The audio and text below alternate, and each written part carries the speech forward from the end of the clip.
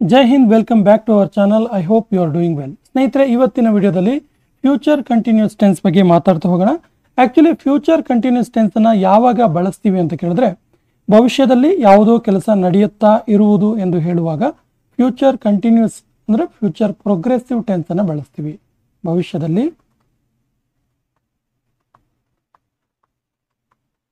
ಯಾವುದೋ ಕೆಲಸ ನಡೀತಾ ಇರುತ್ತೆ ಅಂತೇಳಿ.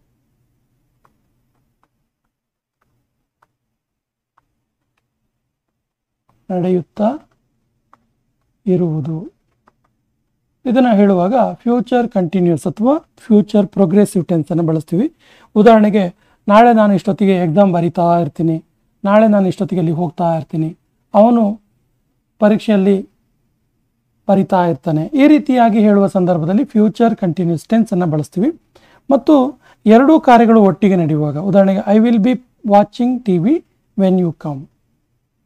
ನೀನು ಬರುವಾಗ ನಾನು TV ನೋಡ್ತಾ ಇರ್ತೀನಿ ಅಂತ ಹೇಳಬೇಕಾದ್ರೆ, ಒಟ್ಟಿಗೆ ಎರಡು ಕೆಲಸ ನಡೆಯುವಾಗ ಅಂದರೆ I will be playing cricket and you will be watching. ನಾನು ಕ್ರಿಕೆಟ್ ಆಡ್ತಾ ಇರ್ತೀನಿ, ನೀನು ನೋಡ್ತಾ ಇರ್ತೀಯ ಅಂತ ಹೇಳುವ ಸಂದರ್ಭದಲ್ಲಿ ಬಳಸ್ತೀವಿ.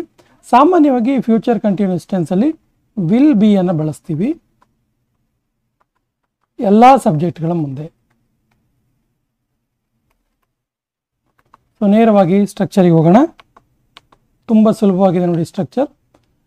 ಸಿಂಪಲ್ ಸೆಂಟೆನ್ಸ್ ಈ ರೀತಿ ಇರುತ್ತೆ. Subject plus will be plus V4 plus subject. V4 ಇರುತ್ತೆ, ಗಮನಿಸಿ. V4 ಅಂದರೆ ವರ್ಬ್ನ 4ನೇ ರೂಪ. ಉದಾಹರಣೆಗೆ, ಈಟ್ ಅನ್ನುವ ಒಂದು ವರ್ಬನ್ನು ತೆಗೆದುಕೊಂಡ್ರೆ ಇದು ಪ್ರೆಸೆಂಟ್ ಫಾರ್ಮ್ ಆದರೆ, ಏಟ್ ಅನ್ನೋದು ಪಾಸ್ಟ್ ಫಾರ್ಮ್, ಈಟನ್ ಅನ್ನೋದು ಥರ್ಡ್ ಫಾರ್ಮ್ ಅಥವಾ ಪಾಸ್ಟ್ ಪಾರ್ಟಿಸಿಪಲ್, ಈಟಿಂಗ್ ಅನ್ನೋದು V4 ಆಗಿರುತ್ತೆ, ವರ್ಬ್ನ 4ನೇ ರೂಪ. ING ಸೇರುತ್ತೆ ಅಂತ. ನೆಗೆಟಿವ್ ಅಲ್ಲಿ ವಿಲ್ ನಾಟ್ ಬಿ ಆ್ಯಡ್ ಆಗಿರುತ್ತೆ. ಇಂಟ್ರಾಗೇಟಿವ್ ಅಲ್ಲಿ ವಿಲ್ ಮೊದಲಿಗೆ ಬರುತ್ತೆ, ಇಂಟ್ರಾಗೇಟಿವ್ ನೆಗೆಟಿವ್ ಅಲ್ಲಿ ವಿಲ್ ಮೊದಲಿಗೆ ಬಂದು ನಾಟ್ ಕೂಡ ಆ್ಯಡ್ ಆಗಿರುತ್ತೆ. WH ಕ್ವೆಶನ್ ಅಲ್ಲಿ WH ವರ್ಡ್ ಕೂಡ ಆ್ಯಡ್ ಆಗಿರುತ್ತೆ. ಸೊ ಒಂದೊಂದಾಗಿ ನೋಡ್ತಾ ಹೋಗೋಣ. ಅವನು ಪುಸ್ತಕ ಬರೆಯುತ್ತಾ ಇರಬಹುದು. ಅವನು ಪುಸ್ತಕ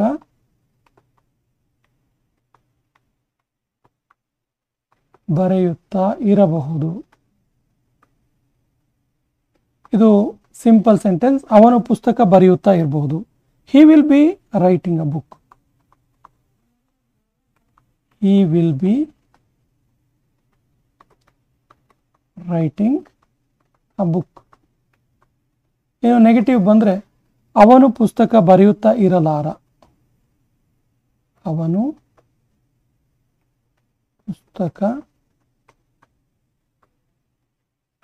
ಬರೆಯುತ್ತಾ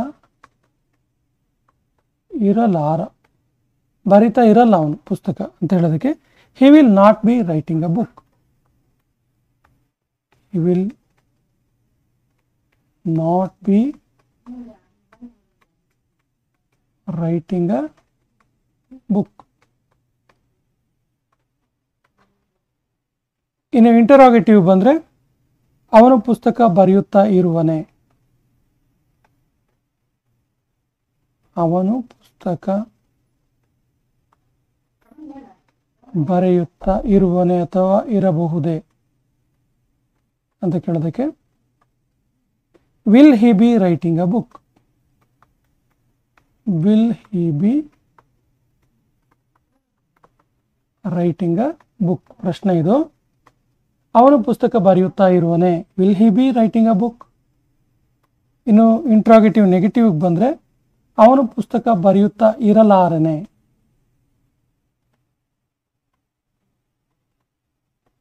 ಪುಸ್ತಕ ಬರೆಯುತ್ತಾ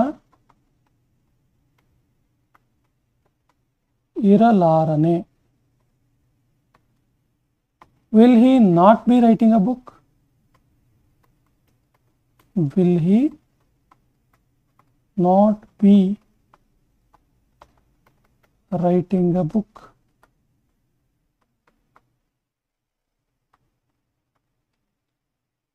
ಅವನು ಎಲ್ಲಿ ಪುಸ್ತಕ ಬರೀತಾ ಇರ್ಬೋದು? WH question. ಅವನು ಎಲ್ಲಿ ಪುಸ್ತಕ ಬರೆಯುತ್ತಿರಬಹುದು, ಬರೆಯುತ್ತಾ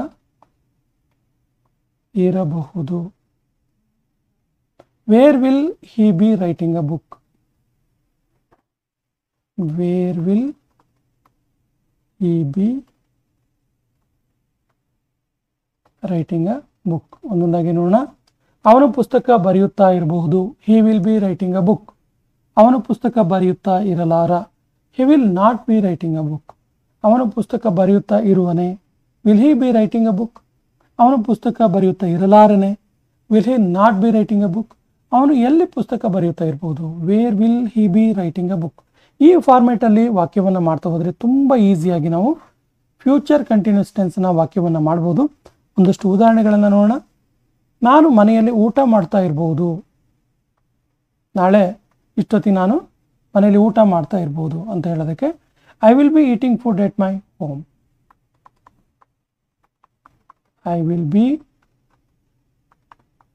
eating food at my home.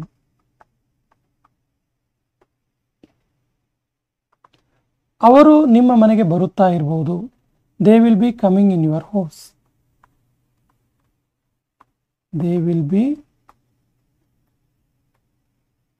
coming in your house.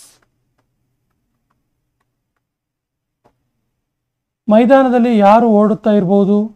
Who will be running in the ground? Who will be running in the ground?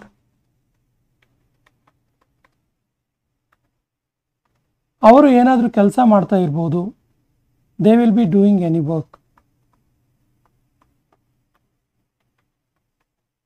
They will be doing any work. ಅವನು ಎಲ್ಲಿಗೆ ಹೋಗ್ತಾ ಇರಬಹುದು? ಅವನು ಎಲ್ಲಿಗೆ ಹೋಗ್ತಿರ್ಬೋದು ಅಂತ ಕೇಳೋದಕ್ಕೆ where will be he going? Where will be going? ನಾನು ಮನೆಯಲ್ಲಿ ಊಟ ಮಾಡ್ತಾ ಇರ್ಬೋದು. I will be eating food at my home. ಅವರು ನಿಮ್ಮ ಮನೆಗೆ ಬರ್ತಾ ಇರ್ಬೋದು. They will be coming in your house. ಮೈದಾನದಲ್ಲಿ ಯಾರು ಓಡ್ತಾ ಇರ್ಬೋದು. Who will be running in the ground. ಅವರು ಏನಾದರೂ ಕೆಲಸ ಮಾಡ್ತಾ ಇರ್ಬೋದು. They will be doing any work.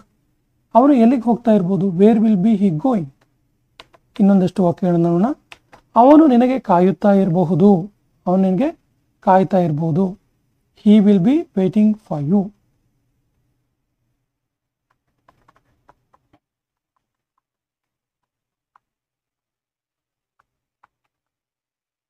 Waiting for you. ಮಕ್ಕಳು ಬಸ್ಸಿನಲ್ಲಿ ಕೂಗುತ್ತಾ ಇರಬಹುದು. Children will be shouting in the bus. ಇರಬಹುದಾ ಪ್ರಶ್ನೆ ಇದು. Will children be?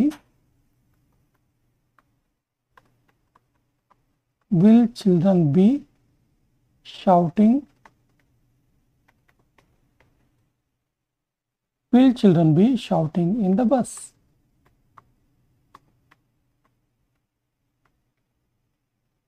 ಮುಂದಿನ ತಿಂಗಳು ನಾನು ಕಾನ್ಫರೆನ್ಸ್ ಅಟೆಂಡ್ ಮಾಡ್ತಾ ಇರಬಹುದು. I will be attending the conference next month. I will be attending the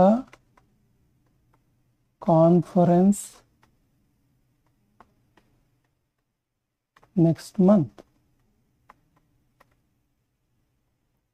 ಆ ಸಮಯದಲ್ಲಿ ಅವರು ಹಾಕಿ ಆಡ್ತಾ ಇರಬಹುದು. They will be playing hockey at that time.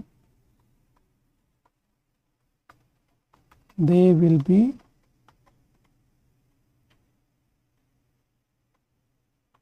Playing hockey at that time.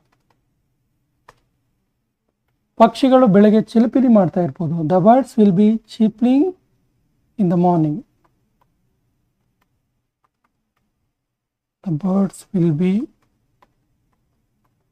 chirping in the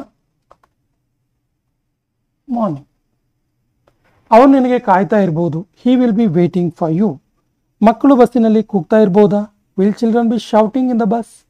ಮುಂದಿನ ತಿಂಗಳು ನಾನು ಕಾನ್ಫರೆನ್ಸ್ ಅಟೆಂಡ್ ಮಾಡ್ತಾ ಇರಬಹುದು. I will be attending the conference next month. ಆ ಸಮಯದಲ್ಲಿ ಅವರು ಹಾಕಿ ಆಡ್ತಾ ಇರಬಹುದು. They will be playing hockey at that time.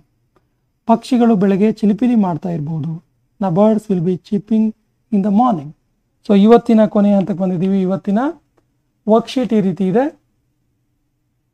ಈ ಸಮಯದಲ್ಲಿ ಅವರು ಅಡುಗೆ ಮಾಡುತ್ತಾ ಇರ್ಬೋದು, ಅವಳು ಮನೆಯಲ್ಲಿ ಹಾಡುತ್ತಾ ಇರ್ಬೋದು, ಅವಳು ಒಳ್ಳೆಯ ಕೆಲಸ ಮಾಡುತ್ತಾ ಇರ್ಬೋದು, ಅವಳು ತುಂಬ ಪುಸ್ತಕ ಓದುತ್ತಾ ಇರ್ಬೋದು, ಅವನು ಅವನ ತಂಗಿಗೆ ಪತ್ರ ಬರೆಯುತ್ತಾ ಇರ್ಬೋದು. ಸೊ ಈ ವಾಕ್ಯಗಳಿಗೆ ಸರಿಯಾದ ಇಂಗ್ಲಿಷ್ ವಾಕ್ಯವನ್ನು ಕಮೆಂಟ್ ಬಾಕ್ಸಲ್ಲಿ ಕಮೆಂಟ್ ಮಾಡಿ ಮತ್ತು ನಮ್ಮ ಚಾನಲ್ ಮೊದಲ ಬಾರಿಗೆ ನೋಡ್ತಾ ಇದ್ರೆ ಸಬ್ಸ್ಕ್ರೈಬ್ ಮಾಡೋಕ್ಕೆ ಮರಿಬೇಡಿ ಅಂತ ಹೇಳ್ತಾ ಇವತ್ತಿನ ಸೆಷನ್ ಕಂಪ್ಲೀಟ್ ಮಾಡ್ತಾ ಇದ್ದೀವಿ. ಜೈ ಹಿಂದ್.